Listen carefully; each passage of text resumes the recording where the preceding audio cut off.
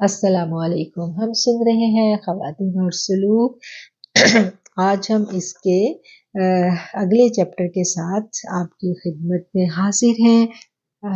تو آئیں دیکھتے ہیں ماں جی کے کمرے میں آج کیا گفتگو ہو رہی ہے۔ مضمون کا عنوان ہے ماں اور خدا۔ مجھے اپنے بیٹے سے شدید نفرت ہے، بے حد نفرت۔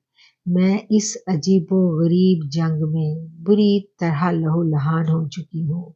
ایک طرف میری ممتا ہے اور دوسری طرف میرا دشمن، میری جان کا دشمن، میری خوشیوں کا قاتل، میری خواہشات کا قاتل، میرے من کی بستی کو اجاڑنے والا ایک خونخوار درندہ، ایک بے دین نفس پرست انسان جسے اپنی ذات اور اپنی خواہشات کے سوا کچھ بھی نظر نہیں آتا۔ وہ بری طرح رو رہی تھی۔ میرے سامنے ایک بڑی وزادار اور دیندار خاتون بیٹھی ہوئی تھی جو یقیناً کسی اعلیٰ خاندانی پس منظر کی حامل تھی۔ ان کی شخصیت کا رعب اور دبدبا دیکھ کر کوئی نہیں کہہ سکتا تھا کہ وہ اتنی بے بس بھی ہو سکتی ہیں۔ ان کی شخصیت میں مہارانیوں والا انداز، ملکاؤں جیسا تحکم موجود تھا۔ ان کے چہرے پر عبادت کا نور تھا۔ ان کے وجود میں ایسی شفقت تھی کہ جی چاہے ان کے پہلو میں تھوڑی سی دیر ہمیں بھی بیٹھنے کی اجازت مل جائے، ان کی خدمت کر کے تھوڑی سی شفقت ہم بھی سمیٹ لیں۔ وہ بڑی عمر کی خاتون تھی، ماں جی کو بھابھی کہہ کر مخاطب کر رہی تھی۔ شاید ماضی کی کوئی پرانی سہیلی تھی یا ماں جی کی کوئی دور پرے کے رشتے دار۔ میں کمرے کے ایک کونے میں بیٹھی اپنی کاپی پر اپنے نوٹس لکھ رہی تھی۔ بظاہر میں اس کمرے کے ماحول سے پوری طرح بے نیاز تھی، لیکن اس عورت کی موجودگی یقیناً پورے کمرے کا احاطہ کیے ہوئے تھی۔ قیمتی پرفیوم کی خوشبو اس کے مہنگے لباس سے اٹھ رہی تھی جس نے ماں جی کے کمرے کی مخصوص خوشبو کو دبا دیا تھا۔ وہ دراز قد خوبصورت شخصیت کی حامل ایک مضبوط عورت تھی۔ وہ یقیناً کسی بڑے خاندان کی بیٹی تھی جس کی کسی امیر زادے سے شادی ہوئی اور اس نے ساری زندگی وفادار شوہر کے ساتھ اپنی راج دہانی میں راج کرتے گزاری۔ وہ خود بھی نیک فطرت، اللہ اور اس کے رسول صلی اللہ علیہ وآلہ وسلم سے محبت کرنے والی تھی۔ وسیع پیمانے پر مذہبی تقریبات منعقد کرنا، دینی محافل کا اہتمام اور صدقہ خیرات یقیناً اسے اپنے بزرگوں سے ورثے میں ملا تھا۔ مال و دولت کی فراوانی کے ساتھ ساتھ اگر مذہب کی بالادستی بھی آپ کی زندگی میں شامل ہو جائے تو زندگی کی نعمتوں کا صحیح معنوں میں قدر کرنا سیکھ جاتے ہیں۔ جہاں اللہ کی دی ہوئی نعمتوں کی شکر گزاری ہو وہاں نعمتوں کی فراوانی یقیناً بڑھتی چلی جاتی ہے۔ ان کے خاندانی پس منظر کا اندازہ مجھے ان کی ماں جی کے ساتھ ہونے والی گفتگو سے ہوا۔ ایسی بارروب اور تمکنت والی عورت کو میں نے یوں بلکتے ہوئے، تڑپتے ہوئے کبھی نہیں دیکھا تھا۔ ہاں سنا ضرور تھا کہ جس عورت کو کوئی نہ پچھاڑ سکے اسے اس کی اپنی اولاد ہی نیست و نابود کر سکتی ہے۔ میرا قلم چلتے چلتے رک سا گیا تھا۔ میں نگاہ اٹھائے بغیر پوری طرح اس عورت کو دیکھ رہی تھی۔ اس کی حالت دیکھ کر ماں جی نے بڑی اپنائیت سے اسے اپنے گلے سے لگا لیا۔ وہ بڑی نرم ہو تھی اور بڑی نرمی سے ان کی پشت پر دلاسے سے ہاتھ پھیر رہی تھی۔ وہ خاتون بہت جلد اپنے آپ پر قابو پانے میں کامیاب ہو گئی۔ انہوں نے اپنے قیمتی پرس سے ٹیشو پیپر نکالا، سلیقے سے اپنی کاجل لگی آنکھوں کا بہتا ہوا پانی صاف کیا۔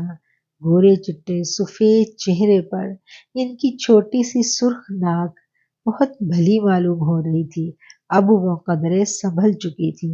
اپنے جذبات کو قابو میں لانے کے بعد انہوں نے قریب پڑا پانی کا گلاس اٹھایا اور بڑے ٹھہرے ہوئے انداز میں پانی پیا۔ پھر گلاس کو واپس میز پر رکھ کر بولی، بھابھی معذرت خواہ ہوں، آئی ایم سو سوری، میں کچھ آپے سے باہر ہو گئی تھی، شاید مجھے یہ سب زبان پر نہیں لانا چاہیے تھا۔ ان کے لہجے سے ہلکا سا تعصف جھلک رہا تھا۔ ماں جی اس کی بات سن کر خاموش پیار بھری نگاہیں اس کے چہرے پر جمائے ہوئے یوں خاموش ہمہ گوش تھی جیسے وہ انہیں موقع دے رہی ہیں کہ وہ بولی چلی جائے، میں آج تمہارے سارے دکھ اپنی محبت کی آغوش میں چھپا لوں گی۔ ماں جی میں یہ وصف تھا، مجھے بھی بہت پیارا لگتا تھا ان کا یہ وصف کہ وہ دوسروں کو دکھی دیکھ کر یوں اپنا دامن وا کر دیتی اور اس اپنائیت سے اسے اپنا وقت دیتی اور اتنے تحمل سے ان کی باتیں سنتی کہ سامنے والا اپنا سارا غبار بلا جھجک نکال کر ہلکا پھلکا ہو جاتا۔ میں نے سنا تھا خدا کو پانا ہے تو اس کی مخلوق سے پیار کرنا پڑتا ہے، مخلوق کی خدمت کرو، لیکن اس سے اعلیٰ خدمت اور کیا ہو سکتی ہے کہ آپ کسی کو سن لیں، آپ کے پاس آ کر کوئی اپنا غم سنانے میں جھجک محسوس نہ کرے۔ میرے آقا کریم صلی اللہ علیہ وآلہ وسلم کا وہ واقعہ جب وہ ایک دیوانی عورت آپ کے پاس آ کر اپنا غم سناتی ہے، آپ سنتے جاتے ہیں، مسلسل کھڑے رہتے ہیں گرمی میں، اپنا قیمتی وقت اس دیوانی کی باتیں سننے میں صرف کر رہے ہوتے ہیں کہ صحابہ رضوان اللہ علیہ اجمعین دیکھ کر پریشان ہو جاتے ہیں۔ یہ وصف ماں جی میں بدرجہ اتم موجود تھا۔ وہ آقا کریم صلی اللہ علیہ وآلہ وسلم کی ہر سنت کی پیروی میں سرگردہ نظر آتی تھی۔ کوئی اپنا غم انہیں سنانا چاہتا اور اپنی مصروفیات پسے پشت ڈال کر آنے والی حاجت مند کے دکھ اتنے غور سے سنتی کہ سنانے والے کی تشفی ہو جاتی۔ ان کی میٹھی مسکراہٹ دکھی دلوں کے غموں پر یوں ابر رحمت بن کر برستی کہ مجھے یہ دیکھ کر نبی کریم صلی اللہ علیہ وآلہ وسلم کی وہ حدیث یاد آ جاتی جس میں آپ نے فرمایا کہ مسلمان کا اپنے بھائی کی طرف دیکھ کر مسکرا دینا بھی ایک صدقہ ہے۔ آج نفسا نفسی کا دور ہے جس میں ہر چہرہ آپ کو اپنے مسائل میں الجھا ہوا دکھائی دیتا ہے۔ منفی رویوں کی اس کڑی دھوپ میں ایک نرم خو مسکراہٹ اور کسی کا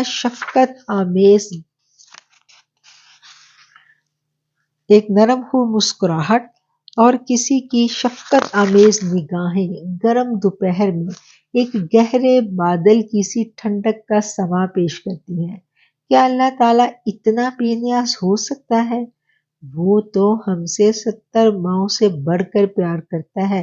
پھر وہ خدا جو اپنے اور بندے کے تعلق کو بیان کرنے کے لیے ماں اور اولاد کے تعلق کی مثال دے رہا ہے، پھر وہ خدا ایک ماں سے ہی کیوں کر بے نیاز ہو سکتا ہے؟